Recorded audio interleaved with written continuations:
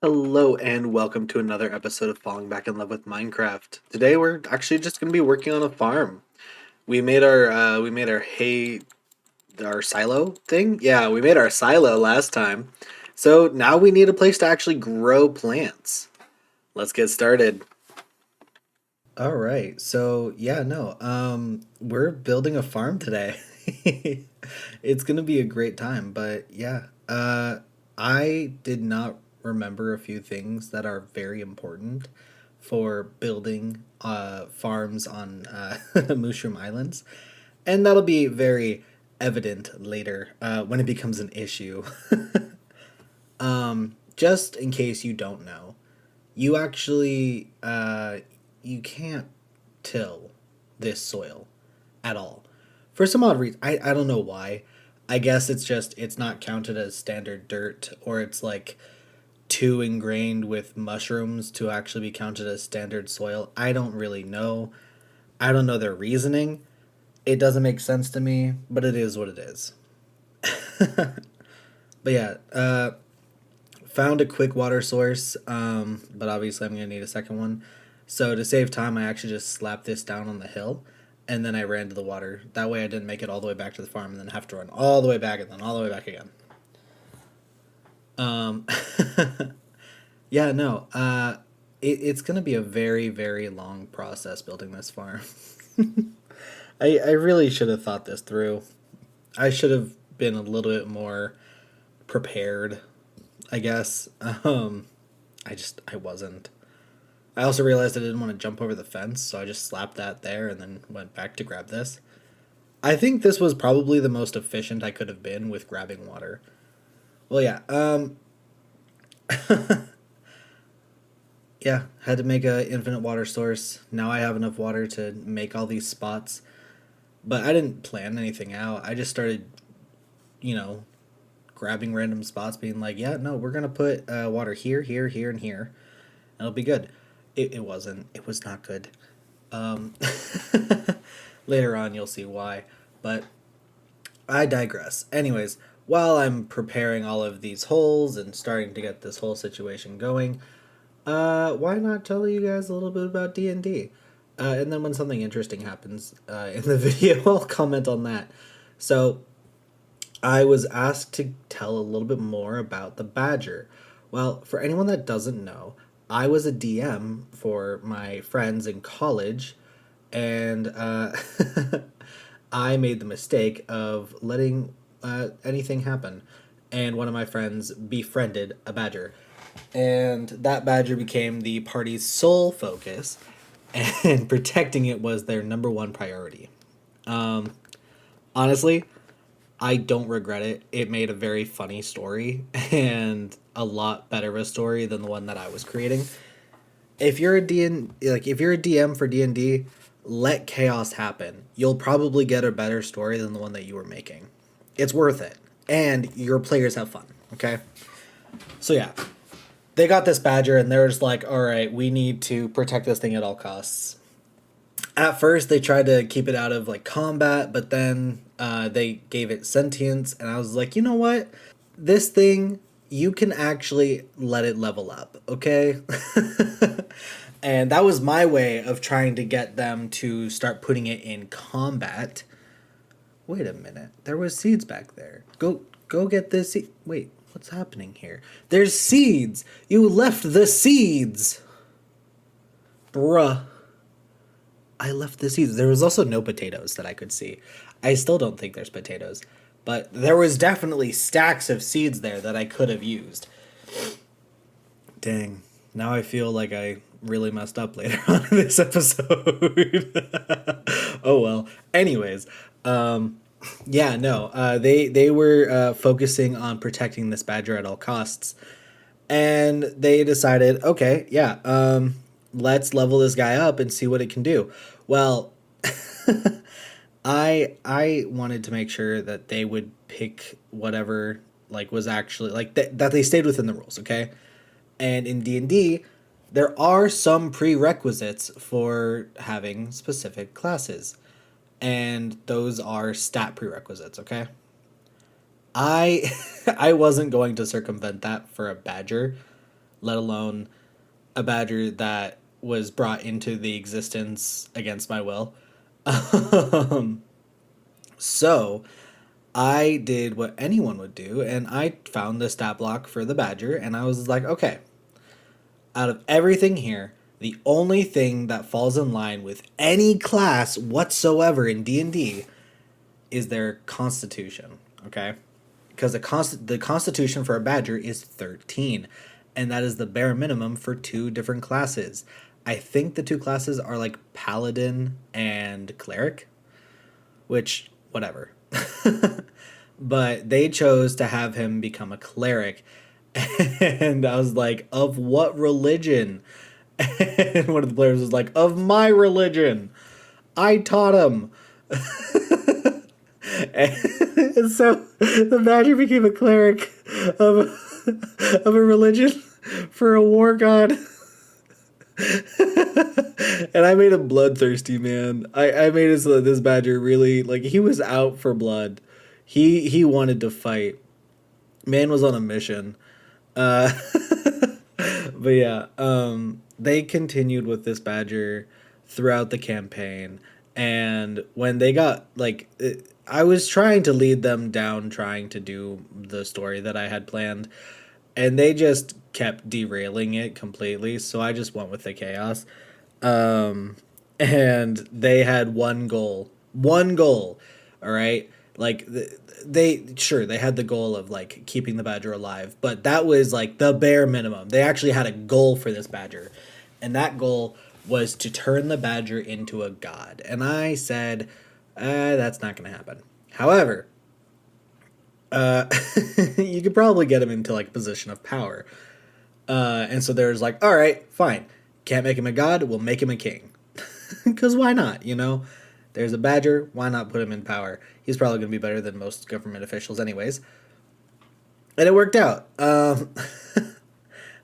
They ended up going on several missions to increase the notability of this badger, increase what it's done, and have like stories behind it. Basically, creating a credible source for anyone wondering what this badger could do. They even had it fight a dragon, and like as a party they fought a dragon. But they gave most of the credit to the badger. And to be fair, I think the badger was one of the most influential members of the party in that fight, so like it made sense. Like it oh man, it was weird. But yeah, it man, they went back to the place where the dude asked them to slay a dragon, and when they got back, there was a coup going on, and there's like, oh, government's being overthrown. This sounds like the perfect opportunity. So they jumped in the fray, and they started like coordinating attacks, helping people push through the barricades, and then they made a trip into the actual castle. I ran out of seeds, or at least I'm running low on seeds, so I decided to go back for more. That's what's happening in the video right now. And I am so happy that I have these trapdoors. They are so nice. Anyways, I should probably figure out what happens if I go through the portal on a boat. I think that'd be fun. Oh gosh. Yeah. So I fought. What? No. They fought the prince of the area because they were in a principality, and he ran away. And they killed his guards, or at least the guards that stayed behind, to create a gap for him to run away and move to his father's kingdom, and possibly come back with a vengeance. Uh, the people of the town did have a leader that they had in mind for taking over the government as like the head of everyone there. And the party did some discussions with them, and they ended up settling on the badger is a figurehead alone. He'll be the figurehead, but the people's representative will be truly in charge of like the decision making. And the Badger was fine with that. He doesn't care about the government. He didn't want to have to be in charge of a whole lot of people that he didn't care about. So yeah, no, he was perfectly fine with only being a figurehead. Uh, so they settled on that. He became the figurehead, and they settled down in the town. And that's where our campaign actually ended because we got to the end of our school year. Finals were coming up, and we couldn't really meet for any more sessions. But this campaign, it was chaotic. Okay, they wanted to level up so fast, and we had very limited time. So I wanted to make sure that we could have as much fun as possible. And so we were basically on a you level up every session kind of route because by the time that they were done for the year, we would have been around level 20, and they wanted to see what level 20 was like. So I gave them that opportunity. And I told them ahead of time, hey guys, think about what you want to be at level 20 and how to get there. And they did. They figured things out for themselves, and it was really nice. Something about this party, though, only 2 people survived through the entire campaign, like all the way through. And the Badger was one of them. The other one was the player that originally brought in the Badger because she didn't make poor life choices and she was able to fly. Or at least she could transform into a creature that could fly. So there was a boat incident, and one of the players turned into a were-tiger and started attacking everyone, and then turned a few other people into were-tigers. And then when they figured that out, it was discovered that the the paladin or the cleric, or I think it was a paladin. I think it was a paladin. Maybe, I don't know. By the way, this sheep, he's coming with me. I need to create like gates here so that animals can't wander through, because these animals, they just keep going, man. Oh my gosh. So one of the people in the party basically renounced his faith and then started following a new god of this random shrine I had, and so I rolled for it. I was like, okay, who does this shrine belong to? And it was like the opposite god to his faith that he had, because he renounced his faith because he was shunned by his church. And that was his own belief. Like he was like, yeah, no, this is the backstory I'm creating for my character. I was like, okay, you do you, boo boo. So he started following this other god, the god that was basically the enemy of the first god. And on that boat, they discovered that he had chosen that path. Well, some of the other players had been followers of the original god that he was following, and so they had a falling out after they dealt with the whole were-tiger situation, and that ended up burning down the entire boat, and killing almost the entire party. Like, literally, it wasn't my encounter that killed everyone. It was them destroying themselves with their own RP. That's what killed everyone. And it was amazing. It was amazing. I even had the guy that like changed his faith. I had him do like religion rolls, like for prayer, while he was sinking to the bottom of the ocean, just to see if his god would respond and save him. And I was like, you need a 95% for your god to respond and teleport you out of this situation and just save you. He rolled a 92. I gave him like 6 or 7 checks, okay? Like, you're getting deeper and deeper, and you can't hold your breath. He was also paralyzed, so he couldn't swim or anything like that, so he was getting like really deep. So yeah, I gave him ample opportunity. But yeah, no, he ended up dying, and so did a bunch of the other people. Only the Badger and the player that recruited the Badger stayed alive for the entire campaign. And it was honestly hilarious because the new characters, my friends knew these new characters had no reason. They had no reason whatsoever to care about what this prince requested the party to do before. So they're just like, I don't know what we're gonna do. Uh, and the player that recruited the Badger was just like, "Hey, I've been sent on this quest. Can you help me a little bit?" There's like, "Sure, why not?" Even though they didn't really care to. Uh, but it was very half-hearted in their efforts to try and help the poor druid. Yeah, no, it was a great time, and I miss that group. We still chat, and like we have a group chat on Facebook that we all message each other in, but we all live at different parts of the world. Like, one of us is literally, I don't know, 7, 8 hours ahead of everyone else. I'm 3 hours ahead of everyone else, and the rest of them are on the West Coast. So it it is what it is, but they're fun. They're a good crew, and I definitely plan on visiting them whenever I get back in the area. Oh man. And they are not the crew that I was playing D&D with, with my character Redemption.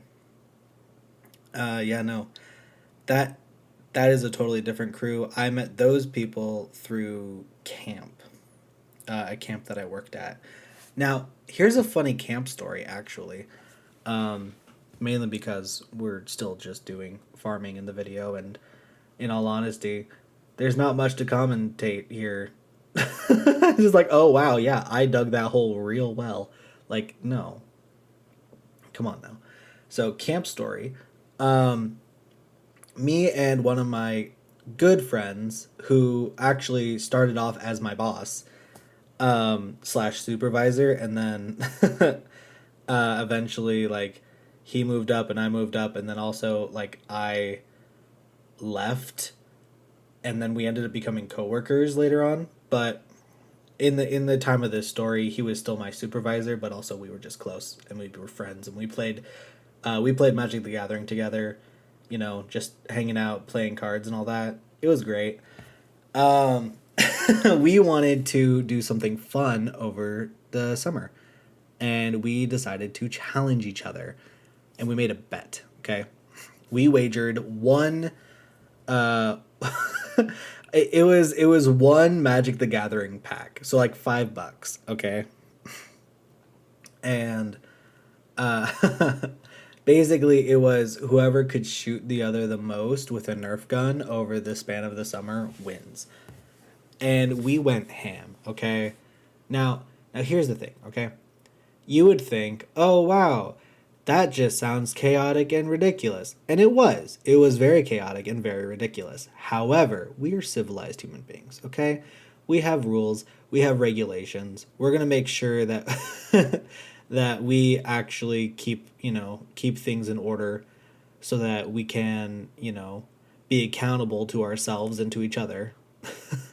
So, we had rules about, like, when engagement stops, times in which you can engage and times in which you can't.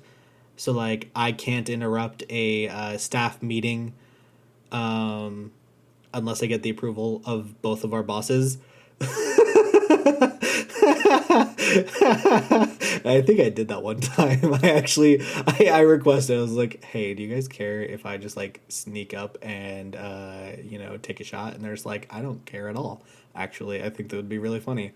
I had really good bosses there. They were fun. They were cool guys, and gals. Though most of the women weren't like in leadership; they were just in the office, so they got to witness everything. And we did use several of the other staff members as human shields. It was a fun time. But we always made sure that they were fine with it before doing anything like that, and they were. Some of them even started to get in on it, and they started to shoot each other, and we had to limit what was allowed because it got a little crazy, and people started to neglect their campers because they were just like, I have a Nerf gun and I need to shoot some people. Obviously, this is going to happen regardless of what I'm teaching. But yeah, no. Me and my coworker who were doing this, headshots were like 5 points, body shots were 1 point. However, you could continue to shoot someone an infinite amount of times until someone gets shot in the head. Okay? The moment someone gets shot in the head, the engagement stops and no more shooting is allowed for that engagement. Okay? That way, we wouldn't just stand there shooting each other, but like if if we wanted to rack up some points, we could like do several body shots and then a headshot. Oh wow, my sister's done playing her games. That's nice.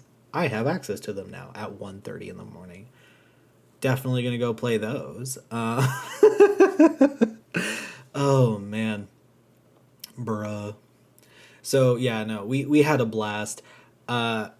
There was one time he he saw that I was having lunch with a bunch of our coworkers out in like an open area, like a gravel area with lunch benches and stuff like that, with like driving paths nearby. So he drove his car up, and he did a drive by. He did a legitimate drive by, uh, while I was eating my lunch. And I chased him down, and while I was running after him, I tripped and I fell onto the gravel. But due to my experience in soccer, I got very used to tucking and rolling because I was never a coordinated kid. I would fall all the time whenever I played soccer, and I had to run because I suck at running. But I did get good at rolling and continuing to run through the roll, which I can still do. It's actually really awesome. People don't expect it, and they're just like, wow. It has saved me from several injuries, and I am very happy that I have that skill. But yeah, I was chasing the car. I rolled over the gravel, and I just kept running in front of all of our coworkers while I'm like holding my pistol, and he rolls up his window and he just drives away. So like I made it up to his window and I just couldn't shoot him because the door was locked and the window was shut. So it's not like I could have done anything. But I did feel pretty awesome when all my coworkers were just like, "Dude, that was insane. What the heck?"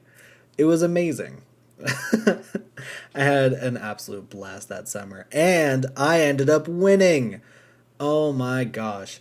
I won the entire summer by 2 points. It was neck and neck the entire time. One time I did use his wife and children as hostages. They were totally fine with it. I went up to his wife and I was like, "Hey, can I use you guys as hostages?" And she was like, "Absolutely, you can." Very supportive of her husband in this endeavor. And so, yeah, no, I used them as hostages and as human shields. And it did protect me a little bit in that moment. It was great. He did glare at me a little bit, being like, "How dare you use my family?" But like glaring at me in a playful manner rather than anything else. Because we didn't have any rules against it, and he knew that. I knew that. We've used people as human shields before. He's used my campers against me to lead me into traps, and I was none the wiser. Dude, he was sitting in a stump, like a dead stump, for a solid 10 to 15 minutes waiting for me to go down a path with my campers, just so that he could hop out while we were on the trail, run at me, and shoot me. Like, it was insane, and I loved every minute of it. Oh my gosh. I miss that camp. It was a good time. Now I'm not a camp counselor, but I am so happy that I had that in my life back then. It was a fun time. And I will remember I will remember those times probably for the rest of my life. I will be cherishing those moments. And I'll be cherishing the things that I got from campers. So like one camper, while I was doing an overnight camp, they drew me. They literally drew me. And they put my name on it and everything and they signed it and then they handed it to me after I finished chopping wood and there's like, "Hello, I drew this of you. I hope that you like it." And it was my first piece of fan art ever. And it wasn't fan art of me as a content creator, it was fan art of me, just as a person. And that's so much more flattering, honestly. I think that that was probably one of my favorite moments. There was also another kid. He was very sweet. He had a camera and he would take pictures all the time. And it was like a Polaroid camera. So he took a picture of me and he was like, "Say cheese."